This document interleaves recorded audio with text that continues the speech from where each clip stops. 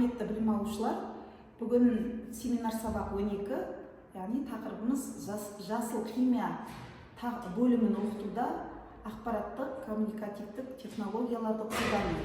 Сабақтың мақсатына жету үшін бірнеше міндеттерді орындауға тапсырма берілген. Кім дайын? Тақтаға шығып қорғауға болады. Бізде жасыл химия бөлімін оқытуда оқытудың ақпараттық коммуникативті технология қолдану тақырыбы. Жалпы бұл білім алушылардың экологиялық сауаттылығын арттыруға, химиялық процестердің қоршаған ортаға әсерін түсінуге және тұрақты дамуға бағытталған білім берудің маңызды тәсілі болып табылады. Жасыл химия бізде қоршаған ортаға зиян келтірмейтін, қалтқысыз және тиімді химиялық үрдістерді зерттейтін сала болып табылады. Бұл бағытты меңгеруде бізде атты келесі мақсаттарға қызмет етеді. Бізде бірінші мақсат оқушылардың танымдық белсенділігін арттыру, келесі абстрактілі химиялық процестерді көрнекі түрде түсіндіру, экологиялық мәселелерді талқылауда мультимедиалық құралдарды пайдалану және қашықтан немесе гибридті оқыту жағдайлары материалдарды тиімді жеткізу болып табылады.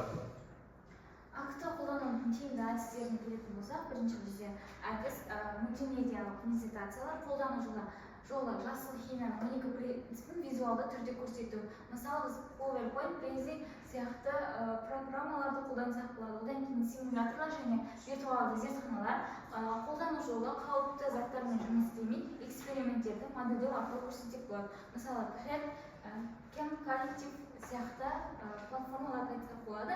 Интерактивті платформалар, жасыл химия тақырыбына арналған тапсырмаларды көрсетсек болады. Тектойс, Kahoot, Quizzes,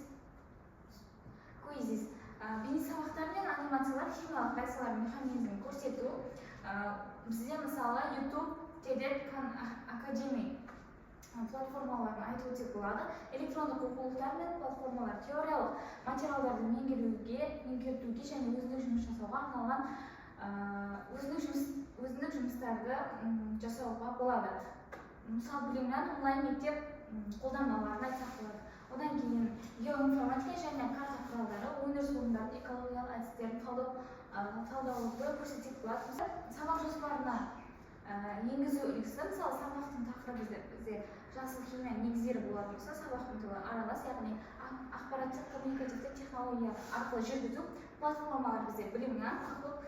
Ал сабақтың кезеңдеріне келетін болсақ, ұйымдастыру кезеңінде біз бейнематериалдар көру, яғни жасыл химия туралы TED видеосын көрсетсек болады. Ал түсіндіруге келетін болсақ, презентация және жасыл химияның 12 принципін түсіндіріп кетсек болады. Ал бекітуге келетін болсақ, онлайн викторина, яғни Kahoot, виртуалды зертхана сияқты бекітуге арналған платформаларды қолдансақ болады.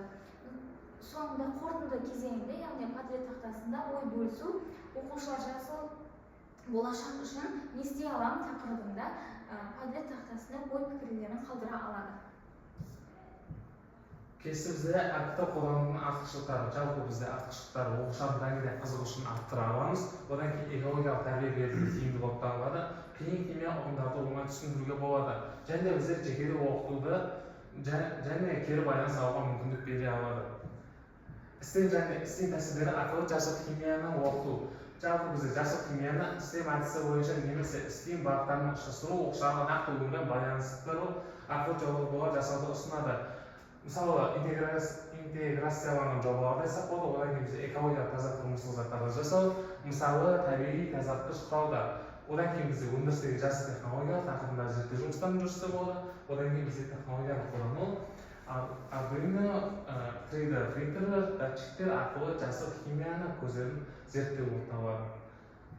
Акты арқылы бағалау және кері байланыс, Google Forms, Quizzes, Wordle арқылы онлайн тесттер, Padlet арқылы интерактивті пікір алмасу, сонымен қатар сабақ ішінде сұрақ жауап алуға сауалнамаларды технологиялар арқылы көрсетсек болады.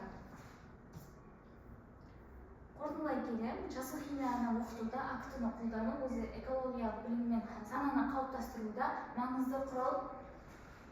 Мұғалімнің шығармашылық қабілеті мен технологияны ұтымды қолдана білуі, оқушылардың ісіне ойнауы, зерттеушілік дағдыларын дамытып, жауапты азамат ретінде қалыптасуына ықпал етеді. Бүгінгі біздің тақырып жасыл химия бөлімін оқытуда оқытудың ақпараттық коммуникативті технологияларын қолдану. Жасыл химия бөлімін оқытуда ақпараттық коммуникативті технологияларды қолдану білім беру процесін заманауи талаптарға сай ұйымдастырудың тиімді тәсілі болып табылады. Бұл әдіс оқушылардың пәнге деген қызығушылығын оятып, арттырып және де экологиялық санасын қалыптастыруға бізде ықпал етеді. Төменде біз осы оқытудың акты құралдарын қолданудың негізгі жолдарын қарастырып өттік. Ең бірінші бізде PowerPoint, Prezi және Genially интерактивті таныстыруында олар бізде теорияны көрнекі түрде түсіндіреді. Бізде жасыл химияның осы 12 принципін инфографикамен түсіндірсек болады. Ал Preziде біз химиялық реакциялардың экологиялық әсерін салыстырып, Genially арқылы оқушыға бағытталған интерактивті тақталар жасау. Келесі бізде YouTube және TED бейне материалдары, яғни оқушыларға көрнекі өмірмен байланысты мысалдарды ұсына аламыз. Яғни биологиялық ыдырайтын пластик туралы ролик, экологиялық өндіріс бейнероликтері, сонымен қатар біз TED-тен жасыл химия анимацияларында көрсете аламыз. Келесі бізде PHEP коллектив виртуалды зертханалары тәжірибе жүргізуді қауіпсіз қолжетімді етеді, экологиялық реакцияларды модельдеу, қауіпті реагентсіз тәжірибе жасау және PHEP арқылы біз энергия үнемдеу демонстрациясын көрсетсек болады.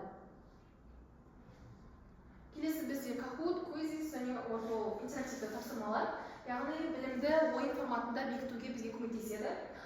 Мысалы үшін біз Kahoot'та жасыл химия принциптері ойынын ұйымдастыра аламыз, Quizzes арқылы сыныптық жарыс ұйымдастыра аламыз, ал Wordle'да біз жұптастыру және де шын жалға сәйкестендіру сынды тапсырмаларды бере аламыз. Келесі бізде Canva, Google Slides, Padlet жобалық жұмыста. Яғни біз осы аталған өтінемін оқушылардың шығармашылығын арттырсақ болады. Мысалы, Canva'да жасыл химия болашақ кепілі жайлы постер жасасақ, Padletте біз топтық виртуалды тақта жасасақ болады. Ал Google Slides арқылы біз жоба қорғасақ болады. Келесі бізде Zoom және де Google Meet онлайн пікірталастар және қорғамалар платформалары, яғни сөйлесу, дәлелдеу дағдыларын бізде дамытатын болып табылады. Яғни экологиялық таза мектеп жобасын онлайн қорғауға мүмкіншілік береді. Сонымен қатар біз Zoom арқылы пікірталас, яғни тақырыпты, мысалы үшін дәстүрлі және де жасыл химия салыстыру деп алсақ болады. Ал Google Meet бізде топтық жұмыс үшін тиімді ортақ платформа болып табылады. Бізде тақырып жасыл химия бөлімін оқытудың ақпараттық коммуникативті технологияларын қолдану. Бізде жасыл химияның мәні мен маңызы бұл бізде қоршаған ортаны қорғауға бағытталған және де экологиялық қауіпсіздікті қамтамасыз ететін химияның заманауи саласы болып табылады. Бұл сала өндірістік процестерді экологиялық таза әдістерге ауыстыру және қалтақсыз технологияларды енгізу және де ресурстарды үнемдеу принциптеріне негізделген болып келеді.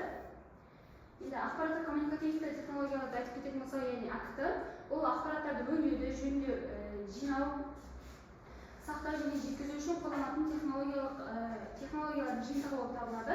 Олардың артықшылықтарына келетін болсақ, көрнекілігі, қолжетімділігі, мотивациялығы және де уақытты үнемдеулігі болып табылады. Жасыл химияны оқытуда актының рөліне келетін болсақ, яғни акты құралдары, бірінші интерактивті тақталар, олар бізде оқытудың көрнекілігін арттырып, мұғалім мен оқушының өзара әрекеттесуін жақсартады. Бұл құрал арқылы бізге химиялық реакцияларды анимация түрінде көрсетуге және де визуалды материалдарда нақтылауға мүмкіндік береді. Платформаларды айтатын болсақ, бізде Smartboard, Profemizan, сосын Mimeo Studio. Енді осыларға тоқталып өтетін болсақ, Mimeo Studio дегеніміз бұл бізде оқыту процесін басқаруды және де интерактивті контент жасауға арналған жүйе болып табылады. Оның бізде мүмкіндіктерін айта кететін болсақ, мұғалімдер сабақ беру барысында сызбаларды, диаграммалар және графиктерді оңай құра алады. Және деректер мен суреттерді қосу арқылы оларда интерактивті өңдеу мүмкіндігі бар. Интерактивті викториналар мен тесттерді жүргізу үшін қолайлы болып келеді.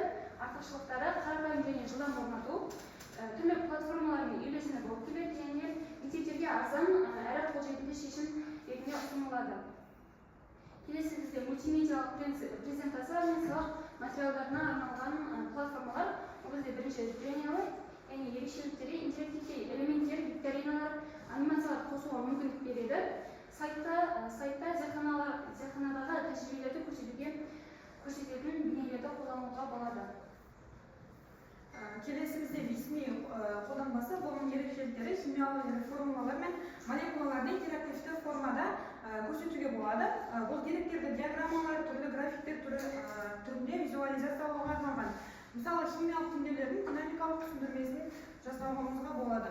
Келесі бізде ChemTube 3D деген платформа, бұл органикалық және бейорганикалық химия процестерін 3D форматта көрсететін ресурс болып табылады.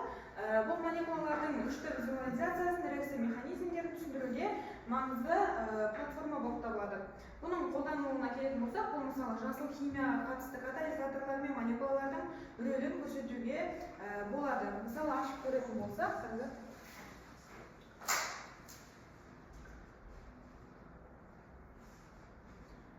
бізге керекті биорганика немесе органикалық қосылыстарды таңдап алып, арасындағы молекулалық байланыстардың қалай сызылатынын түсіндіріп көрсетуімізге болады.